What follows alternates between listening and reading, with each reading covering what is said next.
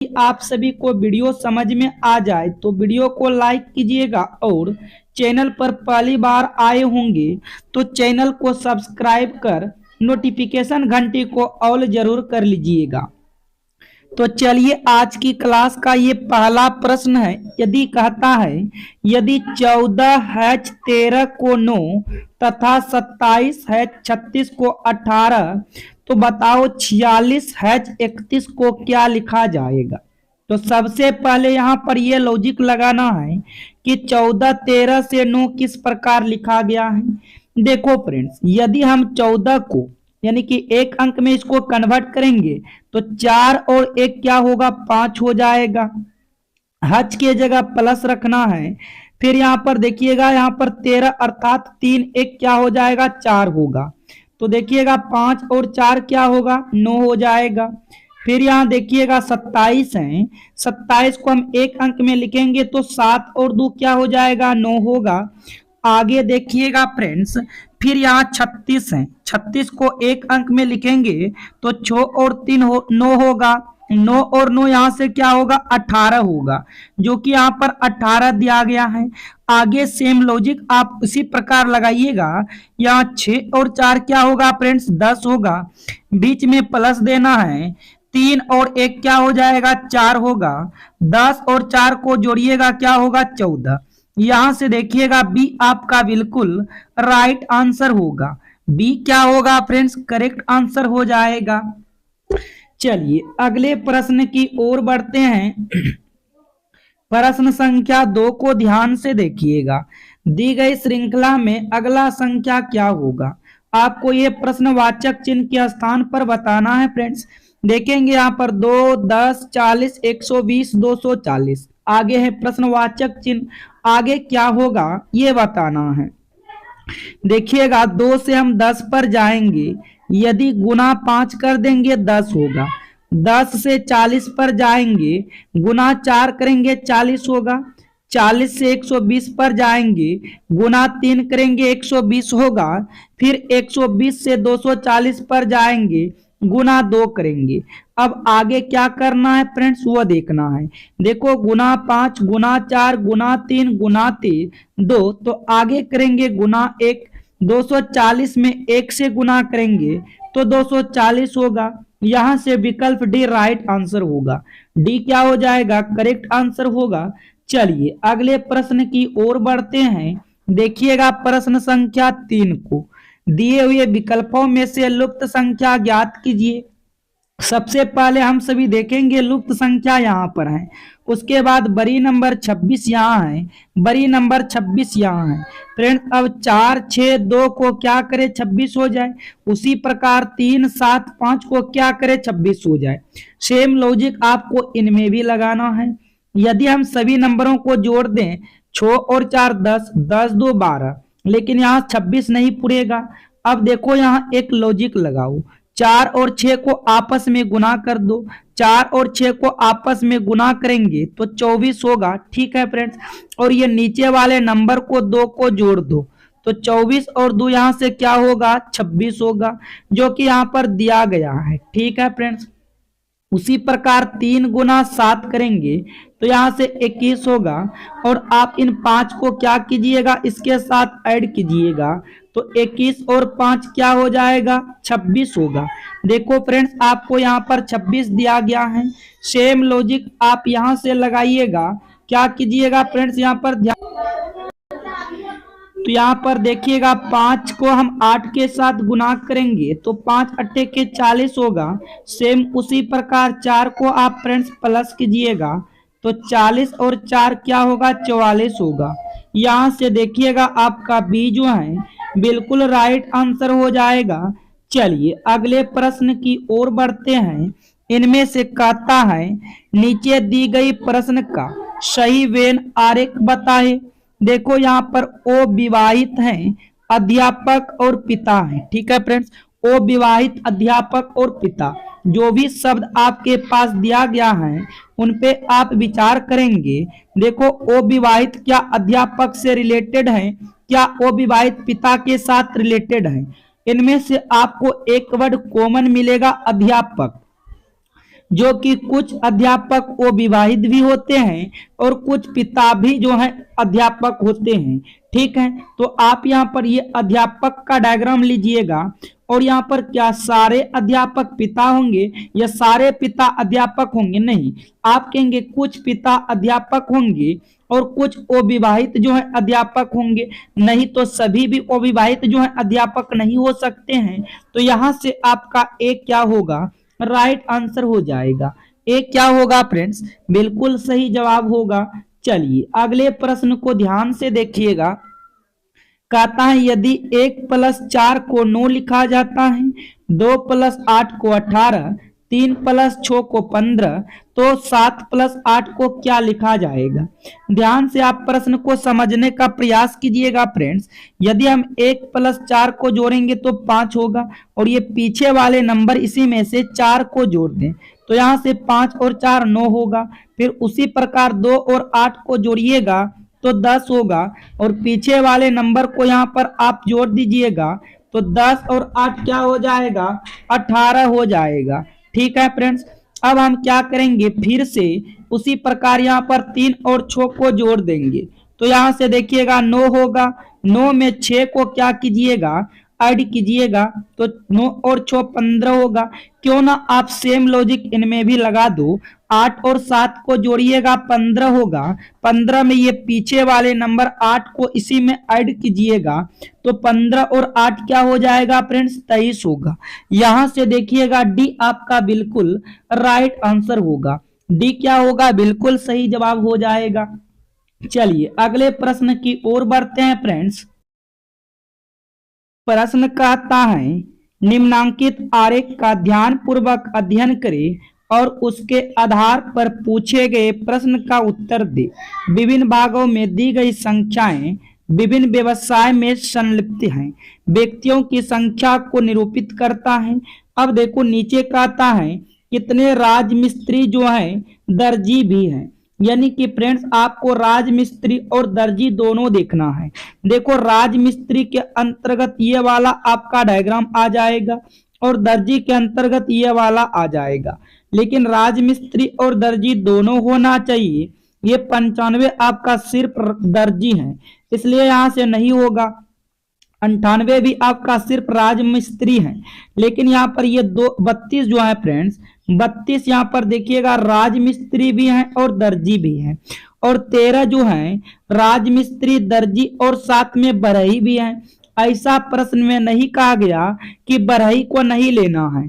यदि नहीं का बात करता तब हम छोड़ देते, लेकिन 13 ऐसे लोग हैं जो कि दर्जी और मिस्त्री का भी काम करते हैं तो यहाँ से आपको 13 भी ऐड करना है। 32 और 13 क्या हो रहा है? 45। तो यहाँ से आपका विकल्प डी जो है बिल्कुल राइट आंसर होगा फ्रेंड्स। विकल्प डी क्या हो जाएगा? बिल्कुल सही जवाब हो जाएगा। चलिए अगले प्रश्न की ओर बढ़ते हैं। देखिएगा 7 को। कहता है संदीप घड़ी पहनता है।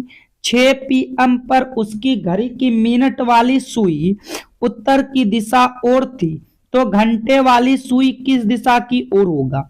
इसके लिए आपको यहाँ से डायरेक्शन बना लेना है।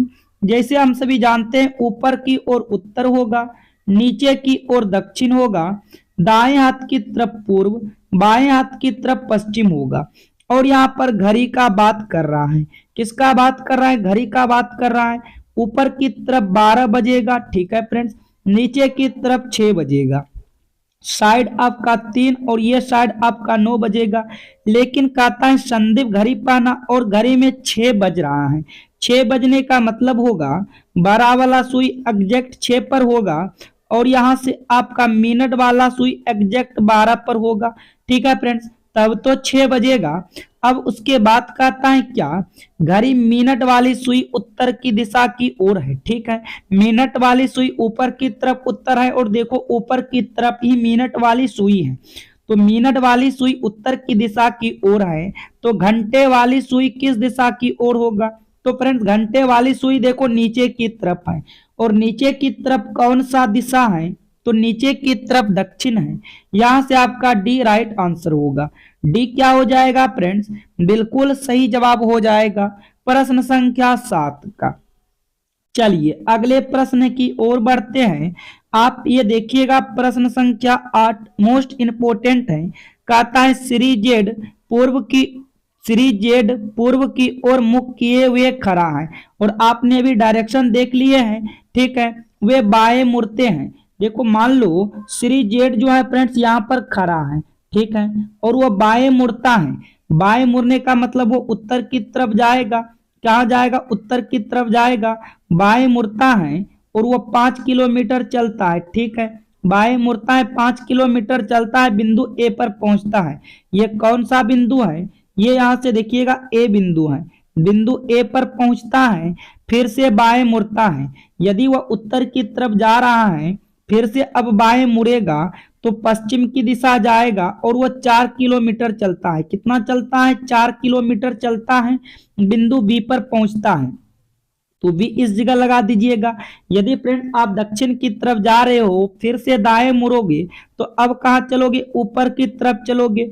और कितना चलता है? 3 किलोमीटर चलता है। ऊपर की तरफ 3 किलोमीटर चलता है और पॉइंट यानी बिंदु सी पर पहुंचता है। फिर दाएं मुड़ता है। अब इस जगह आपको सी ले लेना है। दाएं मुड़ने का मतलब अभी आप उत्तर की तरफ जा रहे हो और दाएं मुड़ोगे तो किधर जाओगे? पूर्व की दिशा में, अर्थात ये डायरेक्शन में जाओगे। कितना चल रहा है? 10 किलोमीटर चल रहा है, ठीक है फ्रेंड्स। और पॉइंट डी पर पहुंचता है, ठीक है, डी पर पहुंचता है। तो अब कहता है कि बताओ बिंदु डी पर, ये बिंदु डी है, बिंदु डी पर श्री जेड का मुंह किस दिशा की ओर है? तो फ्रेंड्स ये जो है ना इधर मुंह चल रहा है, इस डायरेक्शन में चल रहा है। और यहाँ पर डायरेक्शन हम जानते हैं, उत्तर ऊपर की तरफ, नीचे नीचे आपका यहाँ से दक्षिण होगा, दाएं हाथ की तरफ पूरब होगा, बाएं हाथ की तरफ पश्चिम होगा। अब देखो श्रीमान जेड देखो इस डायरेक्शन में जा रहा है, तो आप इस डायरेक्शन को क्या कहेंगे फ्रेंड्स? तो इस डायरेक्शन को पूर्व कहेंगे। यहां से आपका देखिएगा विकल्प ए राइट आंसर होगा। अभी श्रीमान जेड जो है पूर्व की दिशा की ओर चल रहा है। चलिए अगले प्रश्न की ओर बढ़ते हैं। तो ये रहा प्रश्न संख्या 9। कहता है श्रृंखला को पूरा करें। आपको श्रृंखला को पूरा करके बताना है। देखिएगा ध्यान से, 5, 5 के बाद 12, उसके बाद फिर देखो फ्रेंड्स 26, 26 से क्या हुआ? 54, आगे प्रश्नवाचक, फिर देखो 222, आगे है 446। क्या लॉजिक चल रहा है? ध्यान से देखिएगा। देखो फ्रेंड्स 5 से 12 पर जाएंगे तो यहां से क्या हो रहा है? 5 से 12 पर जाएंगे तो यहाँ गुना 2, ठीक है, 5 दूना 10, अब प्लस 2, 12 हो गया। आगे फिर देखिएगा 12 गुना 2 करेंगे 24 होगा, 24 में आप 2 को जोड़िएगा 26 होगा। आगे की तरफ देखिएगा 26 गुना 2 करते हैं 52, 52 में 2 जोड़ेंगे 54। फिर आगे की ओर बढ़ेंगे, 54 दूना 108, 108 में 2 जोड़ेंगे तो 110 यहां से आएगा। इसके आगे चेक कीजिएगा, 110 गुना 2 करेंगे 220, 220 में 2 को जोड़िएगा 222। आगे देखिएगा 222 गुना 2 444 में 2 जोड़िएगा 446 होगा। इसका यहां से विकल्प देखिएगा डी क्या होगा? बिल्कुल राइट आंसर होगा। डी क्या हो जाएगा फ्रेंड्स? करेक्ट आंसर हो जाएगा प्रश्न संख्या 9 का। चलिए नेक्स्ट प्रश्न की ओर बढ़ते हैं। देखिएगा यहां से प्रश्न संख्या 10 को, काफी इंपोर्टेंट प्रश्न है। कहता है LMNOPQRS एक केंद्र की ओर मुख करके बैठे हैं। कितने व्यक्ति हैं? यहां से गिनिएगा 1 2 3 4 5 6 7 8। देखो 8 व्यक्ति हैं और ये 8 व्यक्ति जो है सभी व्यक्ति केंद्र की ओर मुख करके बैठा है। केंद्र का मतलब हुआ कि सभी जो है अंदर की मुख करके बैठा है। 1, यहां से देखिएगा 2, यहां से 3, उसके बाद 4, फिर यहां से 5, 5 के बाद देखिएगा 6, 6 के बाद ये 7 और एक मैं यहां पर बैठा लेता हूं 8। अब देखिएगा यहां से 8 व्यक्ति तो बैठ गया। अब क्या कर रहा है प्रश्न? कहता है एस आर के दाएं ओर बैठा है। एस जो है आर के दाएं ओर बैठा है। आपको जहां पर आर बैठाने का इच्छा करे वहां पर बैठा लीजिएगा। हम आर को यहां पर बैठा लिए। आर के दाईं ओर बैठा है तो आर के दायां ये साइड होगा, क्योंकि अंदर की तरफ देख रहा है तो अस यहां पर बैठ जाएगा। आगे देखिएगा कहता है पी एन के बाई। देखो जो लाइन सबसे पहले हमको आर और अस से मिलेगा उसी लाइन को लेना है, बाकी सभी लाइन को छोड़ देंगे। यहाँ पर कहता है आर ओ के दाई ओर बैठा है। देखो आर जो है ओ के दाई ओर, इसका मतलब ओ इस जगह बैठ जाएगा तो ओ के दाया ये हो गया। और देखो ओ के दाई ओर आर बैठा है, एडजेक्ट सही है। आगे कहता है फिर ओ अन के दाई ओर बैठा है, इसका अर्थ होगा अन को हम इस जगह बैठा देंगे तो अन के दाया ये हो जाएगा। ठीक है फ्रेंड्स, अन जो है ओ अन के दाई ओर कौन बैठा है, ओ बैठा है। आगे कहता है क्यू अस के दाई ओर बैठा है, क्यू जो है अस के दाएं, तो अस के दाया ये साइड हो जाएगा तो क्यू अस के दाएं ओर बैठा है, तो आपको क्यू को यहां पर बैठा लेना है। अब हम जिस लाइन को छोड़े थे उस लाइन को देखिएगा, कहता है पी अन के बाई ओर है। तो देखो फ्रेंड्स पी जो है अन के बाई ओर है, यानी कि पी इस जगह आ जाएगा, तब तो पी के अन के बाई ओर होगा। लेकिन आगे और कंडीशन है, कहता है और जो है अल के दाई ओर है, इसका मतलब अल इस जगह बैठेगा, तब तो ये अल के दाई ओर होगा। टोटल 8 व्यक्ति था, 8 व्यक्ति में 7 व्यक्ति बैठा लिए हैं और अभी तक देखो अम नहीं बैठा है, तो अम आप यहाँ पर बैठा लीजिएगा। अब बोला अम के दाएं ओर कौन बैठेगा, तो फ्रेंड्स आप अम देखो अंदर की तरफ देख रहा है, तो अम का दायां कौन होगा, अम का दायां ये वाला होगा। तो देखो अम के दाएं ओर यहाँ से कौन है, एल है। यहां से आपका विकल्प ए राइट आंसर होगा। ए क्या हो जाएगा, बिल्कुल करेक्ट आंसर हो जाएगा। तो फ्रेंड्स हम उम्मीद करते हैं आप यहां तक प्रश्न को समझ चुके हो। चलिए बढ़ते हैं अगले प्रश्न की ओर। इनमें से कहता है प्रश्न संख्या 11, निम्नलिखित समीकरण को सही करने के लिए किन दो चिन्हों को आपस में बदला जाना चाहिए। देखो जब इस टाइप के प्रश्न आते हैं तो यहाँ पर ऑप्शन से हल करेंगे। देखो फ्रेंड्स आपको यहाँ पर भाग के जगह गुना रखना है, गुना के जगह भाग रखना है। सबसे पहले हम विकल्प ए को ही चेक करते हैं, तो यहाँ पर ध्यान से देखिएगा, यहाँ पर आपको क्या रख देना है, भाग रख देना है और भाग के जगह गुना रख देना है। हल करेंगे 2 एकम 2, ध्यान से देखिएगा 2 एकम 2, 2 चौक 8 होगा। और यहाँ पर आप क्या कीजिएगा, 4 और 5 आपस में जुटेगा, -64 होगा, बराबर में 14 है। अब बताओ फ्रेंड्स 64 में से 9 घटाएंगे तो क्या 14 आएगा, कभी भी 14 नहीं आएगा। यहाँ से विकल्प एक गलत होगा। अब बी को चेक कीजिएगा, यहाँ पर गुना के जगह प्लस और प्लस के जगह गुना रखिएगा। चलिए देखते हैं प्रश्न को हल करके। तो यहाँ पर आपको क्या करना है, प्लस रखना है। 1 मिनट ध्यान से फ्रेंड्स, यहाँ पर आपको क्या करना है, प्लस रखना है और यहाँ गुना रखना है। ये देखिएगा 4 एकम 4, 4 चौक 16 कट जाएगा, 5 दूना 10 होगा, 10 में 8 को जोड़िएगा 18, अब -4, अब बराबर में जो 14 है आप इसको लिखिएगा। तो 14 में से 18 में से 4 जाएगा, होगा 14। तो यहां से देखिएगा 14 बराबर 14, कौन सा विकल्प से, तो यहां से देखिएगा विकल्प बी से। विकल्प बी क्या होगा, बिल्कुल राइट आंसर हो जाएगा। ठीक है फ्रेंड्स, विकल्प बी क्या होगा, बिल्कुल करेक्ट आंसर हो जाएगा। नेक्स्ट प्रश्न को देखिएगा, निम्न चित्र का अध्ययन कीजिए और केवल एक भाषा बोलने वाली के पहचान कीजिए। तो यहां से देखेंगे फ्रेंड्स, यहाँ पर ये आई जो है सिर्फ इंग्लिश बोलता है एक भाषा, इसको भी लेना है। उसके बाद देखो ये जे जो है सिर्फ एक भाषा बोलता है हिंदी, इसको भी ले लेना है। उसके बाद ये देखो के जो है सिर्फ ये भी एक भाषा बोलता है तमिल, इसको भी ले लेना है। तो आई जे के यहाँ से देखिएगा बी आपका जो है बिल्कुल राइट आंसर हो जाएगा। बी क्या होगा फ्रेंड्स, बिल्कुल करेक्ट आंसर हो जाएगा। चलिए नेक्स्ट प्रश्न की ओर बढ़ते हैं। इनमें से कहता है नीचे दिए गए विकल्पों में से संबंधित संख्या को चुनिए। जिस प्रकार 16 का संबंध 240 के साथ है, उसी प्रकार 6 का संबंध किनके साथ होगा वह बताना है।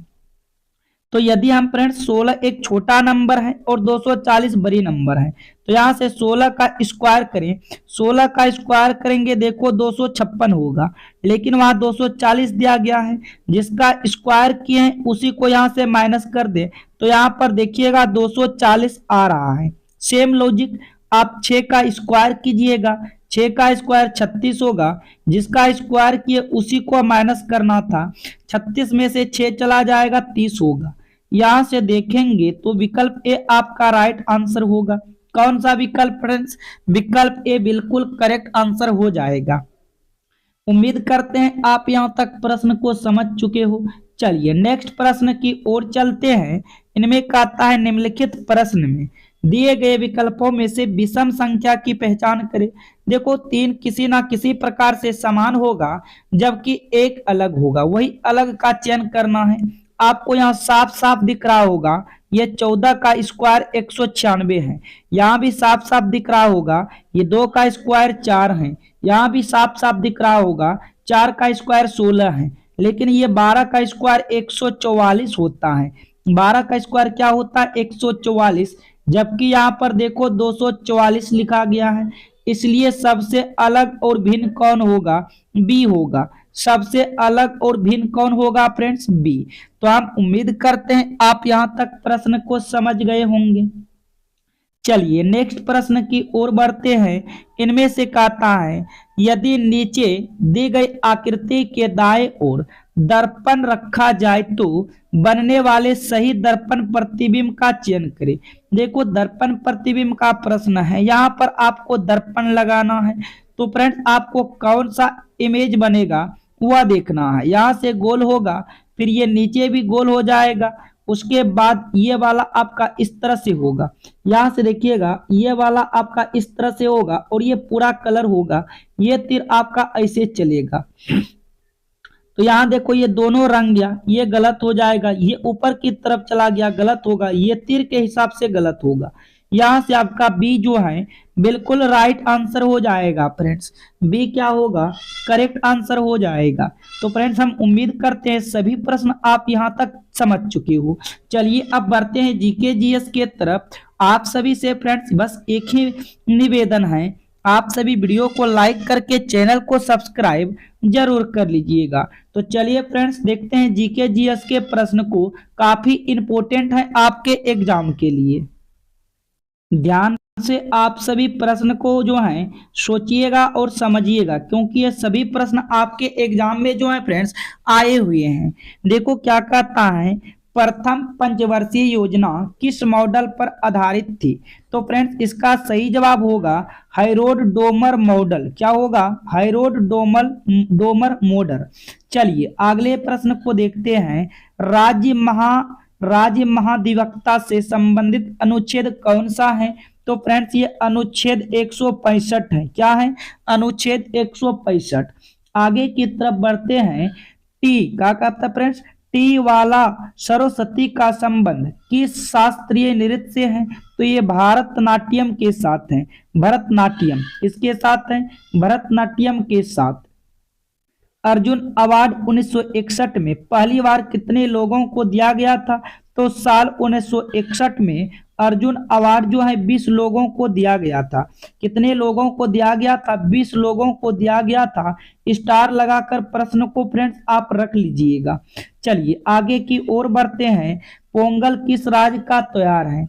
तो पोंगल जो है ये तमिलनाडु राज्य का त्योहार है। किस राज्य का त्योहार है फ्रेंड्स? तमिलनाडु राज्य का। अगले प्रश्न की ओर चलते हैं। बेगम अख्तर का संबंध किस से है? तो ये भारत की प्रसिद्ध गायिका थी, जिन्हें दादरा, ठुमरी व गजल में महारत हासिल थी। आइए अगले प्रश्न को देखिएगा। भारत में सबसे कम जनसंख्या वाला धर्म कौन सा है? तो बौद्ध धर्म। 0.70% से 0.40% जैन धर्म है। ठीक है फ्रेंड्स।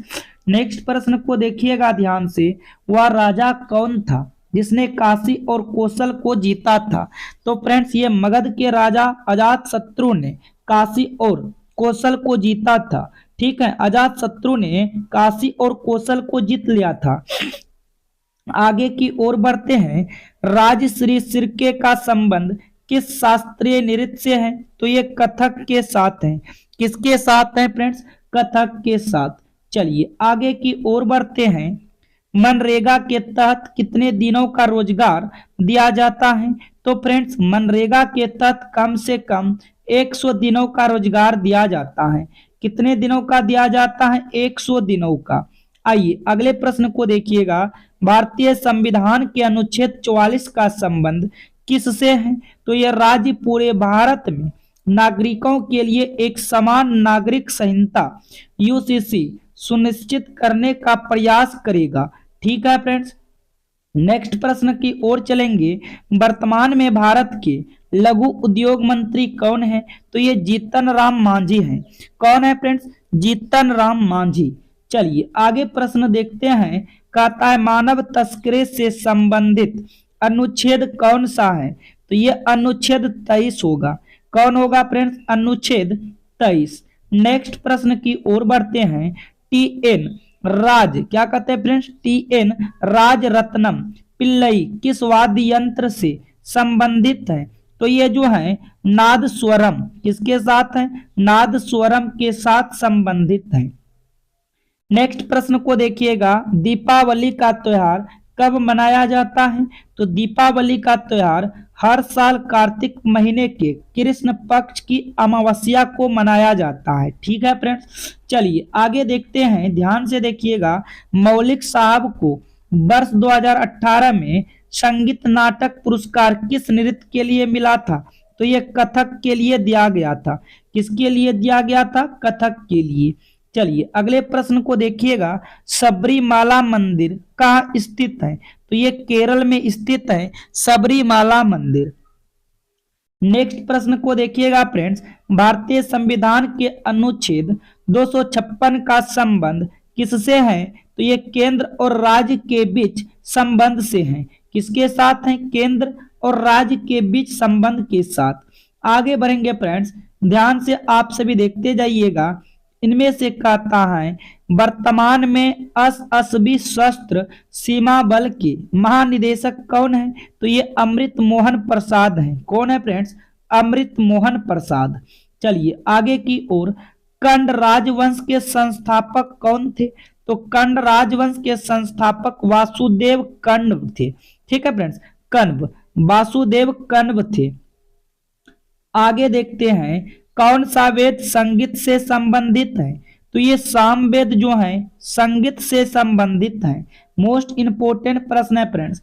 यदि आप सभी को वीडियो पसंद आ रहा है तो साथियों के साथ शेयर जरूर कर दीजिएगा। कहता है तीतास साधु किस खेल से संबंधित है? तो तीतास साधु क्रिकेट से जुड़ी खिलाड़ी है। वे घरेलू क्रिकेट में भारतीय महिला राष्ट्रीय क्रिकेट टीम और बंगाल के लिए खेलती है। ठीक है फ्रेंड्स, चलिए नेक्स्ट प्रश्न की ओर चलते हैं।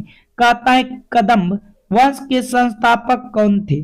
तो कदम्ब वंश के संस्थापक मयूर वर्मा थे, जिन्होंने लगभग 345 ईस्वी में बनवासी के कदम्ब साम्राज्य की स्थापना की थी। ठीक है फ्रेंड्स, आगे की ओर बढ़ेंगे। पक्षी का पर्यायवाची शब्द क्या होता है? तो देखो पक्षी का पर्यायवाची शब्द द्विज, खग, अंडज, चिड़िया, गगनचर, पखेरु, विहंग और नभचर होता है। ठीक है फ्रेंड्स, चलिए आगे की ओर बढ़ते हैं। भारत के पड़ोसी देशों में सबसे अधिक शहरी आबादी कहाँ है? तो भारत के पड़ोसी देशों में नेपाल में सबसे ज्यादा शहरी आबादी है। कहां पर है फ्रेंड्स? नेपाल में। ठीक है, आइए बढ़ते हैं अगले प्रश्न को देखिएगा। यदि कोई पिंड स्थिर गति से घूम रही है तो उसका त्वरण क्या होगा? तो उसका त्वरण शून्य हो जाएगा। उसका त्वरण क्या होगा फ्रेंड्स? उसका त्वरण शून्य होगा। आगे की ओर बढ़ते हैं। कहता है समुद्र से जल वाष्पीकरण की प्रक्रिया क्या है? तो समुद्र के पानी को गर्म करके पानी को वाष्पित कर दिया जाता है और नमक पीछे रह जाता है। ठीक है फ्रेंड्स, आइए बढ़ते हैं अगले प्रश्न की ओर। कौन सा अनुच्छेद 14 वर्ष या उससे कम आयु के बच्चों को कारखाने इत्यादि पर काम पर लगाए जाने का विरोध करता है? तो ये अनुच्छेद 24 है। कितना अनुच्छेद है फ्रेंड्स? 24। नेक्स्ट प्रश्न को देखिएगा। बिस्मिल्लाह खान युवा पुरस्कार किस क्षेत्र में दिया जाता है? तो ये संगीत, नृत्य, नाटक और लोक कलाओं के क्षेत्र में उत्कृष्ट प्रदर्शन करने वाले युवा कलाकारों को दिया जाता है। यह पुरस्कार संगीत नाटक अकादमी है। आगे की ओर बढ़ते हैं फ्रेंड्स। वर्तमान में भारत के वाणिज्य एवं उद्योग मंत्री कौन है? तो ये श्री पीयूष गोयल है। कौन है फ्रेंड्स? ये श्री पीयूष गोयल है। इस जगह से फ्रेंड्स आपका मैथ्स का इंपॉर्टेंट प्रश्न स्टार्ट होगा, इसलिए आप सभी साथ में कॉपी और पेन लेकर जरूर बैठिएगा। देखो ध्यान से प्रश्न क्या कहता है फ्रेंड्स, समझने का प्रयास कीजिएगा। एक संख्या 5 से विभाजित करने पर 3 का शेषफल छोड़ती है, उसी संख्या का वर्ग 5 से विभाजित होने पर शेषफल क्या होगा? आप सभी पहले बताओ इसका आंसर क्या होगा। देखो फ्रेंड्स, जब इस टाइप के प्रश्न आते हैं तो आप क्या करो, सिंपल इनके शेषफल में भाग दे दो। क्या करो, भाग दे दो।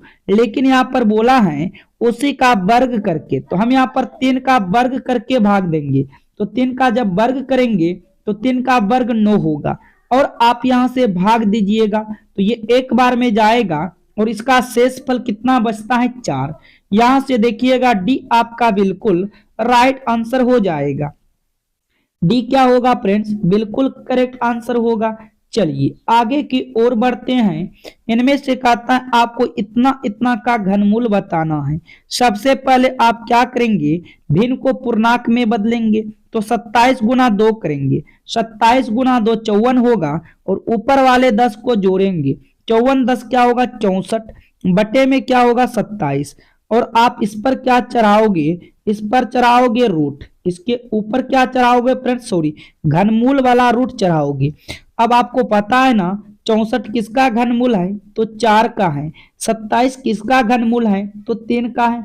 इसको फिर हम भिन्न के रूप में लाएंगे, पूर्णांक के रूप में लाएंगे, तो 3 एकम 3, 3 एकम 3, 1 3, 1 सही 1/3 होगा। अब कैसे लाते हैं 1 सही 1/3? आप 3 से भाग दीजिएगा 4 में, एक बार में 3 जाएगा, यहाँ 1। अब एक लाइन ऐसे खींचिएगा। सबसे पहले जो यहाँ आया है आप इसको यहाँ पर लिखिएगा, जो ये नीचे में है आप इनको ऊपर की तरफ ले जाइएगा, जिससे आप भाग दिए उसको नीचे की तरफ रखिएगा। तो यहाँ से देखिएगा 1 पूर्णांक 1/3 आपका बिल्कुल राइट आंसर ए होगा। कौन सा विकल्प होगा फ्रेंड्स? आप कहेंगे विकल्प ए हो जाएगा। चलिए आगे की ओर बढ़ते हैं। 3 को देखिएगा, कहता है यदि P गुना Q बराबर P plus Q plus P बटे Q हो तो 8 गुना 2 का मान क्या होगा? बच्चे 8 गुना 2 करेंगे 16 और लगाकर निकल जाएंगे। लेकिन फ्रेंड्स ये बिल्कुल क्या हो जाएगा? गलत हो जाएगा। सबसे पहले देखो यहाँ पर P, आप P के जगह 8 रखो और Q के जगह क्या इसको रखो? 2 को।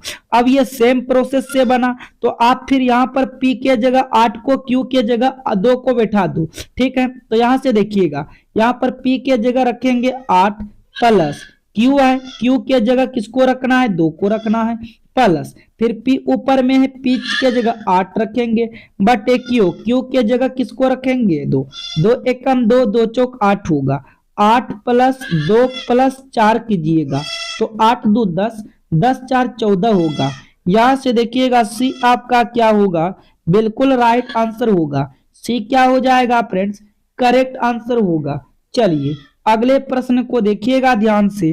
कहता है 2 क्रमागत विषम संख्याओं का गुणनफल 399 है, तो उनमें से छोटी संख्या ज्ञात कीजिए। जब इस टाइप के प्रश्न आते हैं फ्रेंड्स तो आपको विकल्प से ही उठाना है। अब ध्यान से आप बात को समझिएगा।